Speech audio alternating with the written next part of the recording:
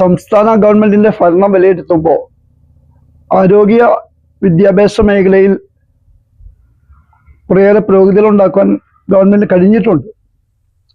പ്രത്യേകിച്ച് പൊതുവിദ്യാഭ്യാസ മേഖലയിൽ. പക്ഷേ ആ നേട്ടങ്ങൾ ഉള്ളപ്പോഴും ഇപ്പോഴും കേരളത്തിൽ പല ഹോസ്പിറ്റലുകളിൽ നടക്കുന്ന അശാസ്ത്രീയമായ ഓപ്പറേഷനുകളും പലരുടെയും ജീവനും പോലും ഭീഷണി ഉയർത്തുന്ന തരത്തിലുള്ള ഡോക്ടർമാരുടെയും മറ്റ് ഉദ്യോഗസ്ഥന്മാരുടെയും ഒക്കെ മോശമായ പ്രവർത്തനങ്ങൾ മൂലം ആരോഗ്യ മേഖലയുടെ നമ്പർ 1 എന്ന സ്ഥാനത്തിന് വലിയ കോട്ടം തട്ടിയ ഒരു കാലഘട്ടം കൂടിയാണ് ഇപ്പോൾ കടന്നു പോകുന്നത്. നിരവധിയായ മെഡിക്കൽ കോളേജുകളുണ്ടെങ്കിലും അവിടെയെല്ലാം ഇപ്പോഴും അടിസ്ഥാനപരമായ പല സംവിധാനങ്ങൾ ഒരുക്കുവാൻ സംസ്ഥാന ഗവൺമെന്റിന് കഴിയാതെ പോയതും ഒരു അപാകതയായി കാണപ്പെടുകയാണ്. അപ്പോൾ ആരോഗ്യ മേഖലയിലും അതുപോലെ വിദ്യാഭ്യാസ മേഖലയിൽ പുരോഗതികൾ ഉണ്ടായെങ്കിലും പല ഗവൺമെന്റ് സ്കൂളുകളിൽ നിന്നും കുട്ടികൾ കൊഴിഞ്ഞു പോകുന്ന സാഹചര്യം കൂടി ഉണ്ടായിട്ടുണ്ട്. CBSE അടക്കമുള്ള വിദ്യാഭ്യാസ മേഖലയിൽ കുട്ടികൾ പോകുമ്പോൾ അവരെ പൊതുവിദ്യാഭ്യാസ മേഖലയിൽ സജീവമാക്കി നിർത്താൻ കഴിയാതെ പോയതും ഒരു പരാജയമായി ഞാൻ കാണുകയാണ്. വടാട്ടുപാറ പോലുള്ള പ്രദേശത്ത് സംസാരിക്കുമ്പോൾ കോതമംഗലം താലൂക്കിലെ 5 പഞ്ചായത്തുകൾ ഗുരുതരമായ വന്യമൃഗശല്യം നേരിടുകയാണ്. കൃഷിയിൽ നിന്നും കർഷകർ കൃഷി ഒഴിഞ്ഞു പോകുന്ന സംവിധാനങ്ങൾ ഉണ്ടായിക്കൊണ്ടിരിക്കുന്നു. ഭൂമിയുടെ വില ഇടിഞ്ഞു. പല ഗ്രാമീണ മേഖലകളിൽ നിന്നും വന്യമൃഗശല്യത്തിന്റെ ബുദ്ധിമുട്ടുകൾ മൂലം നഗരങ്ങളിലേക്ക് ആളുകൾ കുടിയേറി പാർക്കുന്ന സ്ഥിതിവിശേഷം ഉണ്ടാവുന്നു. വന്യമൃഗശല്യം ശാശ്വതമായി പരിഹരിക്കാൻ സംസ്ഥാന കേന്ദ്ര ഗവൺമെന്റുകൾ ശക്തമായ നടപടികൾ എടുക്കുന്നില്ല എന്നുള്ളത് വലിയ അപാകതയായി ജനങ്ങൾ ചൂണ്ടിക്കാണിക്കുന്നുണ്ട്. നമുക്കറിയാം, ഹാങ്ങിങ് ഫെൻസിങ് അടക്കം കൊണ്ടുവന്നെങ്കിലും സമയത്ത് അത് മെയിൻ്റെനൻസ് ചെയ്യാൻ കഴിയാതെ പോകുന്നതും ട്രെഞ്ച് അടക്കമുള്ള വന്യമൃഗങ്ങൾ ഒരു സ്ഥലം ജനവാസ മേഖലയിലേക്ക് വരാതിരിക്കാനുള്ള ശക്തമായ സംവിധാനങ്ങൾ ഒരുക്കുന്നതിലും കേന്ദ്ര സംസ്ഥാന ഗവൺമെന്റുകളെ സംയുക്തമായ പരിശ്രമങ്ങൾ ഉണ്ടാകുന്നില്ല എന്ന വേദനയും നമുക്കുണ്ട്. ജനവാസ മേഖലയിൽ വന്യമൃഗങ്ങൾ കടന്നു വന്ന് കൃഷിയും മനുഷ്യജീവനുമൊക്കെ നാശത്തിലേക്ക് പോകുമ്പോൾ, നഷ്ടപ്പെടുമ്പോൾ അതിന് സമയത്ത് നഷ്ടപരിഹാരം കൊടുക്കുവാനോ അവയെ പുനരധിവസിപ്പിക്കാനുള്ള സംവിധാനങ്ങൾ കേരളത്തിലില്ല എന്നുള്ളതും വലിയ വിഷമം സൃഷ്ടിക്കുന്ന കാര്യങ്ങളായി കാണുകയാണ്. അതുപോലെ പുതിയ റോഡുകൾ പണിതെങ്കിലും ടോൾ എന്ന വലിയ അപകടം കൂടി കേരളത്തിൽ താങ്ങാൻ കഴിയാത്ത വിധത്തിൽ വരുന്നു. ഗവൺമെന്റ് പണിയുന്ന പല വലിയ റോഡുകൾക്കും പെട്ടെന്ന് ടോൾ ഏർപ്പെടുത്തുകയും വർഷങ്ങൾ കഴിഞ്ഞാലും ടോൾ പിൻവലിക്കാതിരിക്കുന്നതും ഒരു വലിയ പ്രതിസന്ധിയായി കാണുകയാണ്. നമുക്കറിയാം, ഗ്രാമീണ മേഖലയിൽ ഡോക്ടർമാരുടെ സേവനം ആശുപത്രികളിൽ ലഭ്യമല്ല. വിസ്തൃതമായ കുട്ടമല പഞ്ചായത്ത് പോലുള്ള വിസ്തൃതമായ മേഖലകളിൽ, വനമേഖല അടക്കമുള്ള പ്രദേശങ്ങളിൽ ഗവൺമെന്റ് ഡോക്ടർമാരുടെ സേവനം സുദീർഘമായ രീതിയിൽ ലഭിക്കാത്ത സാഹചര്യങ്ങളുണ്ട്. അതുപോലെ ആദിവാസി മേഖലയിൽ അടക്കമുള്ളവർക്ക് പ്രത്യേകമായ മെഡിക്കൽ പരിരക്ഷ കൊടുക്കുന്നതിലൊക്കെ നിരവധിയായ അപാകതകൾ നമുക്ക് കാണുവാനും കഴിയും. ടൂറിസം മേഖല, കോതമംഗലം പരിസരങ്ങൾ, കുട്ടമ്പ പഞ്ചായത്ത് പ്രത്യേകിച്ച് കീരമ്പാറ പഞ്ചായത്ത് അടക്കമുള്ള പിണ്ടിയൂർ പഞ്ചായത്ത് അടക്കമുള്ള പ്രദേശങ്ങൾ ടൂറിസത്തിന് അനന്തമായ സാധ്യതകളുള്ളതാണ്. പൂത്താങ്കട് അടക്കമുള്ള പ്രദേശങ്ങളിൽ വിനോദസഞ്ചാരികളെ ആകർഷിക്കുന്ന തരത്തിലുള്ള പുതിയ സംവിധാനങ്ങൾ ഒരുക്കപ്പെട്ടിട്ടില്ല. ഇടമലയാർ എന്ന ഭൂപ്രദേശം, വൈശാലി കുകി അടക്കമുള്ള ആളുകൾ കാണാൻ ഇഷ്ടപ്പെടുന്ന പ്രദേശങ്ങളിലേക്ക് ജനങ്ങളെ കടത്തിവിടാൻ ഫോറസ്റ്റ് ഡിപ്പാർട്ട്മെന്റോ സംസ്ഥാന ഗവൺമെന്റോ അനുമതി കൊടുക്കുന്നില്ല. ഇടമലയാറിലും പൂത്താങ്കടിലും വടാട്ടുപാറ, കുത്തടക്കമുള്ള പ്രദേശങ്ങളിൽ ആളുകൾ കടന്നു വരാൻ അവസരം കൊടുത്താൽ തീർച്ചയായും വലിയ ഒരു ടൂറിസം സാധ്യത ഉണ്ടാകുകയും അതുവഴി തൊഴിലവസരങ്ങൾ സൃഷ്ടിക്കപ്പെടുകയും ചെയ്യും എന്നുള്ളതും ഒപ്പം വന്യമൃഗശല്യം കുറയാനുള്ള ഒരു കാരണമായി തീരുകയും ചെയ്യും. വനമേഖലകളിൽ കേന്ദ്ര സംസ്ഥാന ഗവൺമെന്റുകൾ ശക്തമായി ഇടപെടാത്തത് മൂലം പല ഗ്രാമീണ റോഡുകളും വനമേഖലയിലെ റോഡുകളൊക്കെ നന്നാക്കാൻ കഴിയാത്ത സ്ഥിതിവിശേഷമുണ്ട്.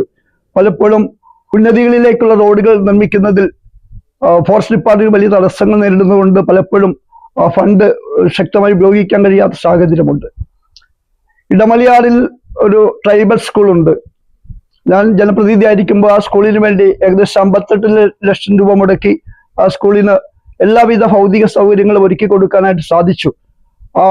അവിടെ ഒരു ഹോസ്റ്റൽ കൂടി സ്ഥാപിക്കുകയാണെങ്കിൽ അവിടെ കൂടുതൽ കുട്ടികൾ മറ്റ് ആദിവാസി ഉന്നതികളിൽ നിന്ന് എത്തിച്ചേരാൻ സാധ്യതയുള്ളതുകൊണ്ടും ആ പ്രദേശങ്ങളിൽ കുട്ടികൾക്ക് ഗ്രാമീണ അന്തരീക്ഷം വനമേഖലയുടെ സാധ്യതകളെല്ലാം ഉൾക്കൊണ്ടുകൊണ്ട് അവരുടെ ആവാസ മേഖലകൾക്ക് യോജിച്ച രീതിയിലുള്ള പഠനവുമായി മുന്നോട്ട് പോകാൻ സാധിക്കുന്ന സ്ഥിതിവിശേഷമുണ്ട്.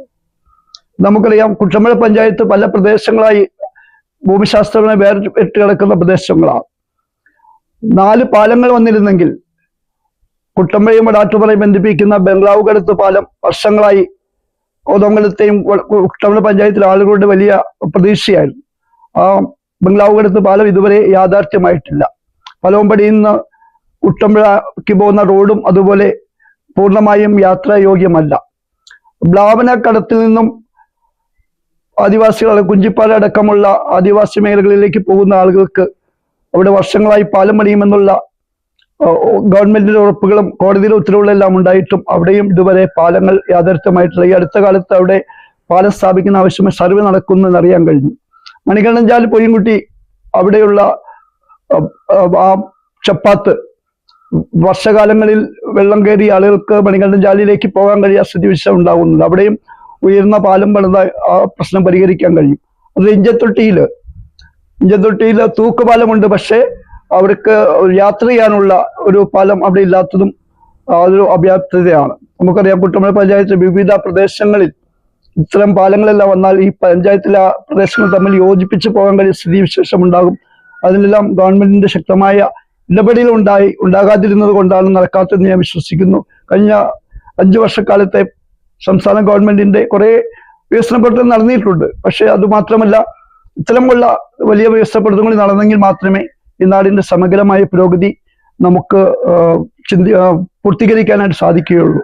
കേരളത്തിലെ ഉന്നത വിദ്യാഭ്യാസം നേടിയ യുവജനങ്ങൾ ഓരോ വർഷവും വർദ്ധിച്ചു വരുമ്പോഴും അവർക്ക് വിദ്യാഭ്യാസത്തിന് അനുയോജ്യമായ തൊഴിലവസരങ്ങൾ കേരളത്തിൽ സൃഷ്ടിക്കപ്പെടുന്നില്ല.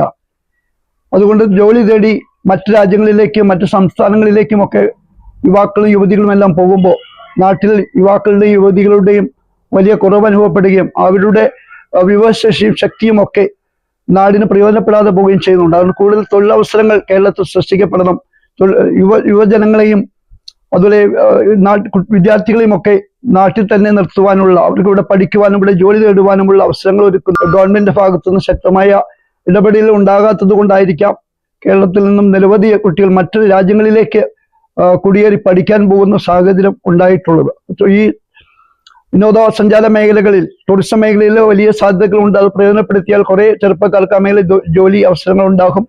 അതുപോലെ മെഡിക്കൽ കോളേജുകളിലൊക്കെ സ്റ്റാഫുകളുടെ അപര്യാപ്തതയുണ്ട്. പക്ഷേ ഗവൺമെന്റ് സമയബന്ധിതമായി അവിടെ സ്റ്റാഫിനെ നിയമിച്ചുകൊണ്ട് ഇവിടെ തന്നെ കൂടുതൽ തൊഴിലവസരങ്ങൾ സൃഷ്ടിക്കാനുള്ള സാഹചര്യങ്ങൾ ഒരുക്കുന്നില്ല എന്ന ഒരു പരിതാപകരമായ അവസ്ഥ കൂടി കേരളത്തിലുണ്ട് ഓരോ ദിവസവും. അതുപോലെ കേരളം നേരിടുന്ന വലിയ പ്രതിസന്ധിയാണ്. ഒരു 10 വർഷം മുമ്പ് കേരളത്തിൽ 29 ബാറുകളാണ് ആകെ ഉണ്ടായിരുന്നത്. പക്ഷെ ഇപ്പോൾ കേരളത്തിൽ 940 ബാറുകൾ പ്രവർത്തിക്കുന്നു. ടൂറിസം മേഖലയിലും അതുപോലെ മറ്റു പല പ്രദേശങ്ങളിലും സമയനിഷ്ഠ പാലിക്കാതെ രാത്രി 3 മണി വരെയും ഒക്കെ ബാറുകൾ പ്രവർത്തിക്കാനുള്ള സാഹചര്യങ്ങൾ ഉണ്ടാകുമ്പോൾ കേരളത്തിലെ പല ബാറുകൾ അടക്കമുള്ള പ്രദേശങ്ങളിൽ സംഘർഷങ്ങളും സംഘടനകളും ഒക്കെ പതിവായി മാറുകയാണ്. മയക്കുമരുന്നിന്റെയും കഞ്ചാവിന്റെയും ഒക്കെ വലിയ സ്വാധീനം കേരള സമൂഹത്തിൽ വളർന്നു വരുമ്പോൾ അതിനെ ഫലപ്രദമായി നിയന്ത്രിക്കാൻ, ലഹരിയുടെ വ്യാപനം തടയുന്നതിനാവശ്യമായ ശക്തമായ നടപടികൾ സ്വീകരിക്കുന്നതിൽ എക്സൈസ്, പോലീസ്, അതുപോലെ നാർക്കോട്ടിക് വിഭാഗങ്ങൾ പരാജയപ്പെട്ടതായി എനിക്ക് തോന്നുകയാണ്. കേരളത്തിലെ ഏത് ഗ്രാമങ്ങളിൽ പോലും യഥേഷ്ടം ലഹരി ലഭിക്കാവുന്ന സാഹചര്യം ഇപ്പോൾ വളർന്നു വരികയാണ്. യുവാക്കളെയും യുവതികളെയും ഒക്കെ ലഹരിയിൽ നിന്ന് മോചിപ്പിക്കാനുള്ള ഒരു വലിയ തീവ്ര ശ്രമം ഗവൺമെന്റ് നടത്തേണ്ടതുണ്ട്. അതിന് പകരമായി ടൂറിസത്തിന്റെ പേര് പറഞ്ഞുകൊണ്ട് ഗവൺമെന്റ് മദ്യത്തെ പ്രോത്സാഹിപ്പിക്കുന്ന വലിയ നയമാണ് ഗവൺമെന്റ് ഇപ്പോൾ നടപ്പാക്കിക്കൊണ്ടിരിക്കുന്നത്. അത് കേരള സമൂഹത്തിൽ ഗുരുതരമായ പ്രതിസന്ധി സൃഷ്ടിക്കുന്നുണ്ട്. യുവജനങ്ങളുടെ ശക്തിയും അവരുടെ ഭാവിയും ഒക്കെ തകർക്കുന്ന രീതിയിലാണ് കേരളത്തിൽ ഇപ്പോൾ ലഹരി വർദ്ധിച്ചു വരുന്നത്. അതിനെ തടയാൻ ഫലപ്രദമായ നടപടികൾ ഗവൺമെന്റിന്റെ ഭാഗത്ത് നിന്ന് ഉണ്ടാകണം എന്ന് ആണ് പൊതുപ്രവർത്തനങ്ങളിൽ പറയാനുള്ളത്. ഈ പഞ്ചായത്തിലെ ബേസ് ചെയ്ത് ഞാൻ ആദ്യം സൂചിപ്പിച്ചതുപോലെ കുറേയേറെ കാര്യങ്ങൾ കൂടി ചെയ്യുവാനുണ്ട്. വരുന്ന പഞ്ചായത്ത് ഭരണസമിതിയും ജില്ലാ ബ്ലോക്ക് ഭരണസമിതിയും ഒക്കെ ആ കാര്യങ്ങൾ ഏറ്റെടുത്തുകൊണ്ട് ഒരു രാഷ്ട്രീയ അതിപ്രസരമില്ലാതെ എല്ലാവരെയും സമന്വയിപ്പിച്ചുകൊണ്ടുള്ള ഒരു വികസന മുന്നേറ്റമാണ് നാടിന് അഭികാമ്യം. എല്ലാവരുടെയും പൂർണ്ണമായ സഹകരണത്തോടെ വ്യത്യസ്തമായ എല്ലാവരും സഹകരിപ്പിച്ചുകൊണ്ടുള്ള ഒരു വികസന മുന്നേറ്റം ഉണ്ടാകട്ടെ എന്ന് ആശംസിക്കുന്നു.